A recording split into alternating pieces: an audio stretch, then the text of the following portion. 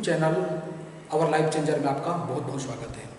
आज हम कक्षा 9वीं के अध्याय 1 गणित का इतिहास इसके संबंध में हम विस्तार से पढ़ेंगे। तो इसके अंतर्गत आज हम जानेंगे एक महत्वपूर्ण टॉपिक है बीजांक, जो कि कक्षा 9वीं एवं प्रतियोगी परीक्षा की दृष्टि से बहुत ही महत्वपूर्ण है। तो आइए बीजांक के बारे में जानते हैं।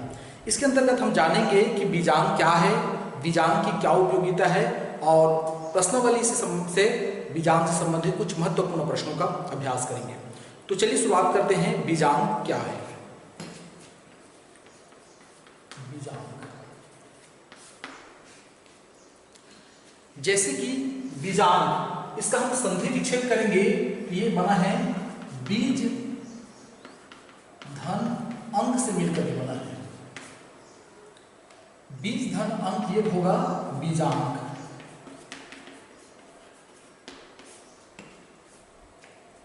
बीजांक बीज से आप जानते हैं किसी भी वस्तु के मूल को उसके बीज कहते हैं।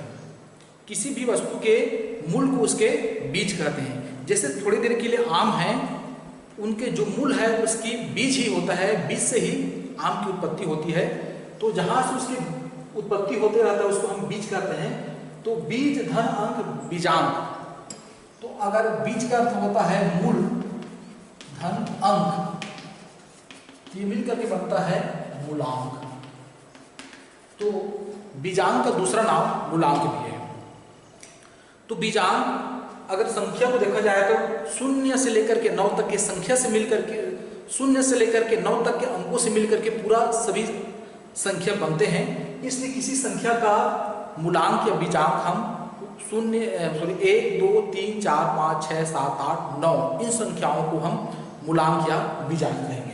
देखिए 0 1 2 3 4 5 6 7 8 और 9, ये 10 अंक है जिसकी सहायता से जितने भी संख्या है वे बनते हैं। तो वास्तव में किसी संख्या के मूल अंक ये 10 है, लेकिन यहाँ पर किसी भी संख्या का बीजांक या मूलांक 0 नहीं हो सकता, क्योंकि दिए हुए संख्या को हम जोड़ते हैं तो 0 प्राप्त नहीं होता है।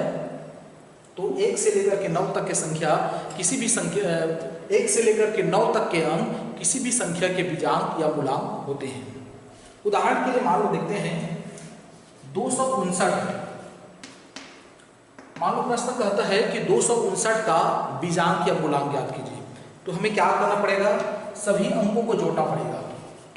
2 5 और 9 को जोड़ते हैं, ये प्राप्त हो रहा है 5 2 7 7 और 9 16। देखिए 16 अभी भी 1 से लेकर के 9 तक के मूल अंक अर्थात इकाई अंक नहीं है।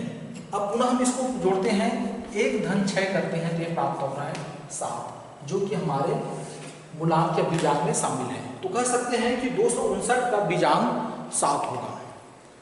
तो परिभाषा रूप में इस प्रकार से हम कह सकते हैं बीजांक को किसी संख्या के अंकों को इकाई अंक प्राप्त होने तक जोड़ते हैं। प्राप्त इकाई अंक को मूलांक या बीजांक कहते हैं। इस प्रकार से इसको हम परिभाषित कर सकते हैं। चलिए मैं परिभाषा लिख देता हूं। बीजांक दिए हुए संख्या के अंकों को इकाई अंक प्राप्त होते तक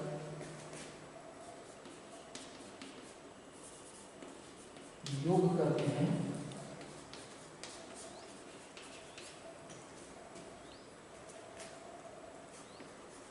प्राप्त संख्या, प्राप्त अंक को बीजांक कहते हैं।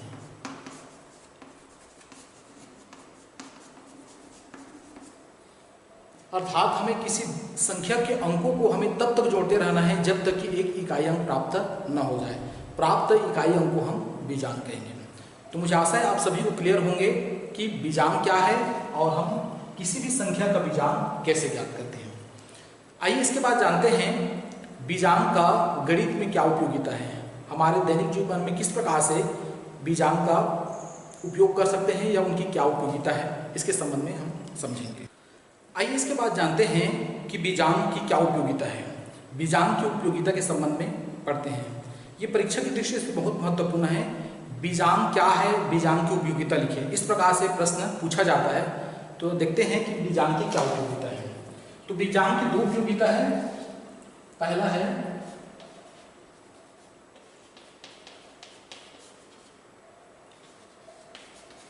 उत्तर की जांच करना,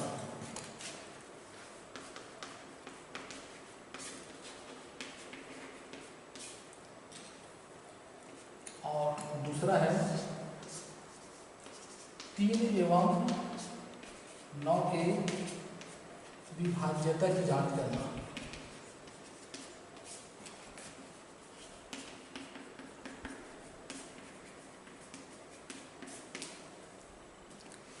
बीजांग की ये 2 उपयोगिता है, इसको याद रखना है। उत्तर की जांच करना, गणित में जो भी प्रश्न दिए रहेंगे उसके उत्तर की जांच हम बीजांग की सहायता से कर सकते हैं। और साथ ही साथ 3 और 9 की विभाज्यता, ऐसे कौन सी संख्या है जो 3 और 9 से विभाजित हो सकता है, ऐसी संख्या की हम पहचान बीजांग की सहायता से कर सकते हैं। तो चलिए देखते हैं उत्तर की जांच हम किस प्रकार कर सकते हैं। इसमें देखना है, थोड़ी देर के लिए मान लो हम 36 गुणित 32 कर रहे हैं, ठीक है, 36 गुणित 32 कर रहे हैं। अब इसको हम आपस में गुणा करते हैं तो 2 छक 12 और 2 3 6 1 7, 3 छक 18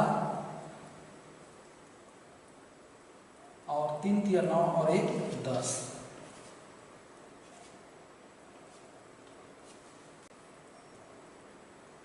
ये प्राप्त हो रहे हैं 1152।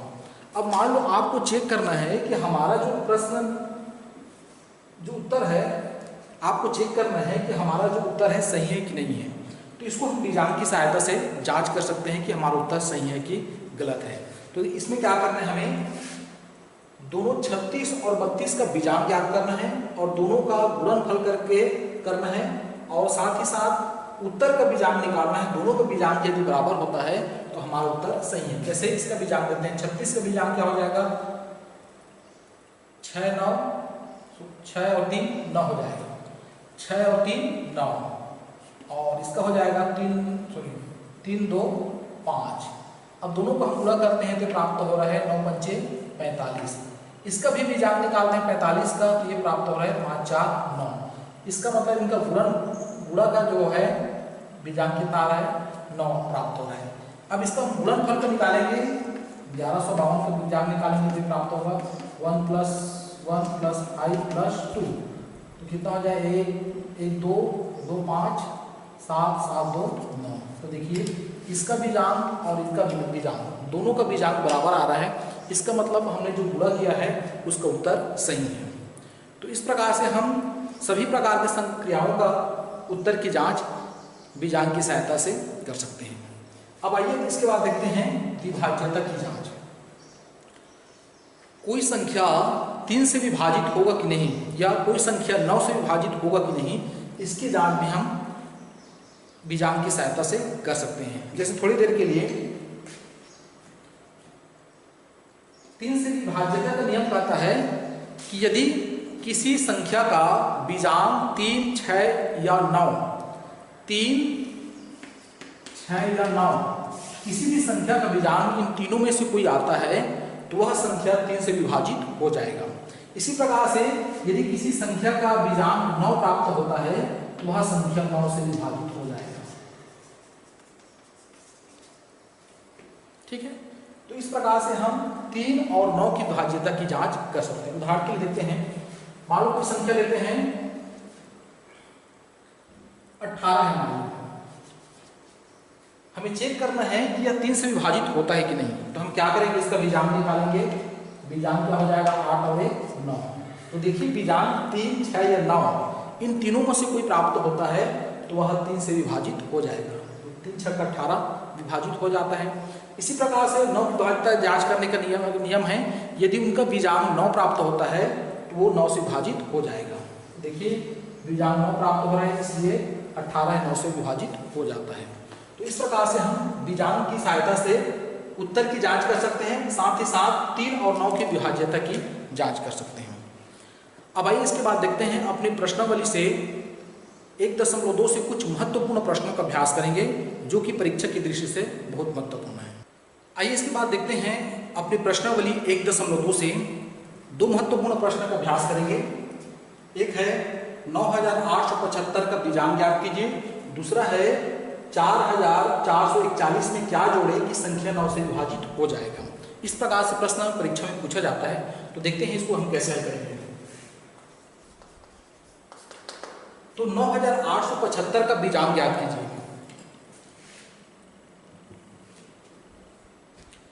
जैसे कि मैं बताया हूं कि हमें दी हुई संख्या को अंकों को इकाई अंक प्राप्त होते तक जोड़ना है। प्राप्त जो अंक है बीजांग कहलाता है। तो हमें जोड़ना है 9875 का बीजांग। सभी को जोड़ना है 9 धन 8 धन 7 धन 5, सभी को जोड़ना है। ये क्या प्राप्त हो जाएगा 9 और 8 17, 17 7 24, 24 में हम 5 जोड़ते हैं तो ये 29 प्राप्त हो रहा है। अभी भी देखिए इकाई अंक प्राप्त नहीं हुआ है, पुनः उसको जोड़ते हैं 2 धन 9 बराबर 11 हो रहा है। अभी भी इकाई अंक प्राप्त नहीं हो रहा है, पुनः हम करेंगे 1 धन 1 बराबर हो जाएगा 2। तो इस प्रकार से अतः बीजांग कितना हो जाएगा, बीजांग बराबर हो जाएगा 2। तो इस प्रकार से किसी भी संख्या का हम बीजांग आसानी से ज्ञात कर सकते हैं। मुझे आशा है कि आप किसी भी संख्या का बीजांग बहुत आसानी से ज्ञात कर सकते हैं। आइए एक और प्रश्न है 4441 में क्या जोड़े कि संख्या 9 से विभाजित हो जाएगा। जैसे कि हमने बीजांग की उपयोगिता में देखा है कि यदि किसी संख्या का बीजांग 9 प्राप्त होता है तो वह संख्या 9 से विभाजित हो जाएगा। तो 4441 है 9 से विभाजित नहीं होगा, कुछ कम रहेगा। उतने संख्या को अगर हम उतने अंक को जोड़ देते हैं, ताकि इतने अंक हमें जोड़ना है ताकि उस संख्या का बीजांग 9 प्राप्त हो जाए, तो वही उसका उत्तर हो जाएगा। देखिए हमें कैसे करना है इसको। सबसे पहले इनका बीजांग निकालते हैं। 4441 का बीजांग ये क्या प्राप्त होगा 4 + 4 + 4 + 1, 4 × 12 और 1 13, ये हो रहा है 13। पुनः इसको योग करते हैं 1 धन 3, ये प्राप्त हो रहा है 4। तो देखिए इसका बीजांग 4 प्राप्त हो रहा है, इसलिए ये 9 से विभाजित नहीं होगा। तो कितना जोड़े ताकि ये 9 से विभाजित हो जाएगा। हम इसमें 4 में क्या जोड़ें जिससे उसका बीजांग 9 हो जाए। तो हम क्या जोड़ेंगे इसमें 4 में 5 जोड़ते हैं, तो ये हो जाएगा 4 धन 5 बराबर 9। तो अतः 4441 में 5 जोड़ने पर संख्या 9 से विभाजित हो जाएगी।